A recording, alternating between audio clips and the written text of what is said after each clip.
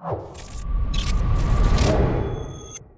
Homeopathy மருத்துவ முறையில் நான் ஹோலிஸ்டிக் அப்ரோச் அப்படின்னு சொல்கிறோம். ஹோலிஸ்டிக் அப்ரோச் அப்படின்னா ஒரு மனிதனை ஆக்சுவலாக உடல் மற்றும் மன அறிகுறிகளை சேர்த்து பார்த்து ட்ரீட்மெண்ட் பண்ணுறது.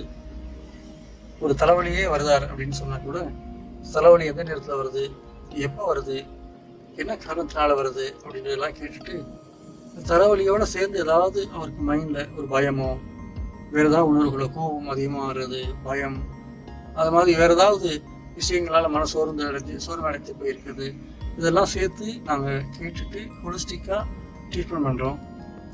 இந்த மாதிரி ட்ரீட்மெண்ட் பண்ணும்போது அந்த எவ்வளோ பெரிய பிரச்சனை நோயாக இருந்தாலும் க்ரானிக் டிசீஸ் சொல்கிறோம், அதெல்லாம் ஹோமியோபதியில் சரி பண்ணக்கூடிய வாய்ப்புகள் அதிகம். அதே மாதிரி இந்த ஹோமியோபதி மருத்துவம் செய்யும்போது எந்த சைடு எஃபெக்ட்டுமே மருந்துகளால் வராது. அதையும் நிறைய பேர் கேட்குறாங்க. சைடு எஃபெக்ட் இல்லாத ஒரு மருத்துவ முறை ஹோமியோபதி, தைரியமாக எடுத்துக்கலாம். நாள்பட்ட நோய்களுக்கு அதே மாதிரி நோய்கள் ப்ரிவென்டிவ் அப்படின்னு சொல்கிறோம். நோய்கள் ப்ரிவென்டிவ்னா நோய்கள் வரக்கூடிய தன்மையிலேருந்து பாதுகாக்கிறதுக்கு.